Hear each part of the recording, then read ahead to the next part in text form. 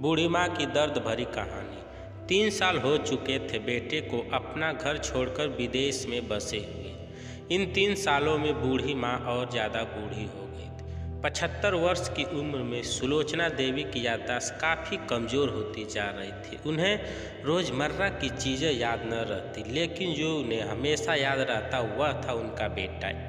दिन हो या रात, एक पल भी ऐसा न होता जब उन्हें अपने बेटे की याद न आती। दूसरी तरफ बेटा था जो साल भर में एक आध बार अपने माँ को फ़ोन कर लिया करता और 1-2 मिनट से ज़्यादा बातें भी न किया करता।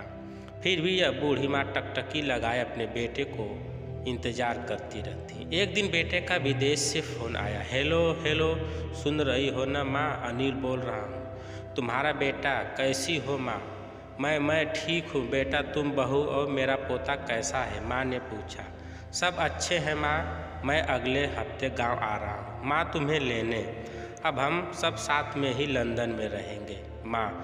तुम्हारी बहू कह रही थी माँ को यहाँ पर लेकर आओ, बेचारी अकेली वहाँ परेशान होती होंगी, बेटे ने कहा। माँ की बूढ़ी सूखी आंखें आंसुओं से भीग गई। उसके कमज़ोर शरीर के नस नस में खुशी की लहर दौड़ गई।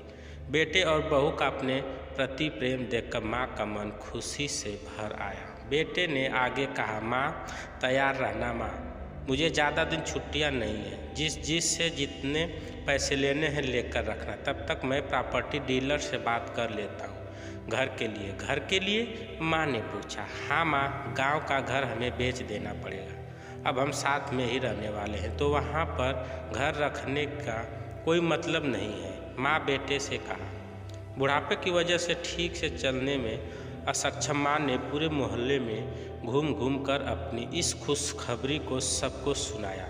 सभी को खुशी हुई। सबको लगा माँ जी के आखिरी दिन अपने परिवार के साथ खुशी से बीत जाएंगे। घर वापस आकर माँ ने अपने घर के कोने कोने को ऐसे देखा जैसे वह अपने दूसरे बेटे को देख रही हो। देखे भी क्यों न, उस घर को अपने बेटे से कम थोड़ी समझा था। अपने पति के साथ 40 साल यहीं तो बिताए थे, लेकिन अब मजबूर थी बुढ़ापे के आखिरी साल बेटे और बहू के साथ बिताना चाहती थी। दिल पर पत्थर रखकर घर बेचने के लिए माँ तैयार हो गई। आनन फानन में बेटे ने घर को आधे दामों पर बेच दिया। माँ ने ज़्यादा नहीं, लेकिन जिन चीज़ों से दिल लगा था उन चीज़ों को समेटा और बेटे के साथ टैक्सी में बैठकर एयरपोर्ट के लिए चली गई। डरती हुई आवाज़ में सुलोचना देवी बोली, मेरा बेटा अंदर सामान की जांच कराने गया है, लंदन जा रहे हैं। क्या नाम है माँ जी आपके बेटे का? कर्मचारी ने पूछा। अनिल नाम है मेरे बेटे का, सुलोचना देवी ने बताया। कर्मचारी अंदर गया और थोड़ी देर बाद बाहर लौटा। उसने सुलोचना देवी से कहा, माताजी लंदन जाने वाली फ़्लाइट तो दोपहर में ही जा चुकी है और आपका बेटा भी उस फ्लाइट में बैठकर लंदन जा चुका है। अब आपके यहाँ बैठने का कोई मतलब नहीं है, आप भी अपने घर चली जाइए। क्या जा चुका है और मैं घर जाऊँ? घर? माँ की आंखों से आंसुओं के सैलाब उठने लगे। जैसे तैसे माँ घर पहुँची तो अब उसका था ही नहीं, बिक चुका था। वो वही बरामदे में तुलसी के पास सो गई। घर के नए मालिक को उस पर दया आई तो एक कमरा किराए से उसको दे दिया। पेंशन के पैसों से खाना और किराए का बंदोबस्त हो जाता था। दिन बीतने लगे। कुछ दिनों बाद घर के नए मालिक ने सुलोचना देवी से कहा, माताजी आप अपने रिश्तेदारों के यहाँ जाकर क्यों नहीं रहती? इस उम्र में आपके लिए वही अच्छा होगा। अच्छा तो होगा, लेकिन अगर मेरा बेटा वापस आया तो उसका ख्याल कौन रखेगा? मेरा बेटा बहुत भोला है, उसे अपना ख्याल रखना बिल्कुल नहीं आता।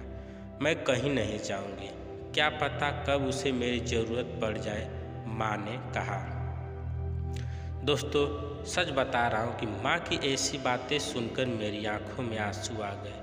किसी ने सच ही कहा है, पूत कपूत हो सकता है लेकिन माता कभी कुमाता नहीं होती। दोस्तों आप सभी से हाथ जोड़कर विनती करता हूँ, अपने माता पिता की जितनी हो सके सेवा करना, उनके साथ कभी बुरा बर्ताव मत करना। दोस्तों कहानी कैसी लगी कमेंट करके ज़रूर बताइएगा। कहानी पसंद आई हो तो वीडियो को लाइक शेयर, चैनल को सब्सक्राइब करें। वीडियो को पूरा देखने के लिए धन्यवाद।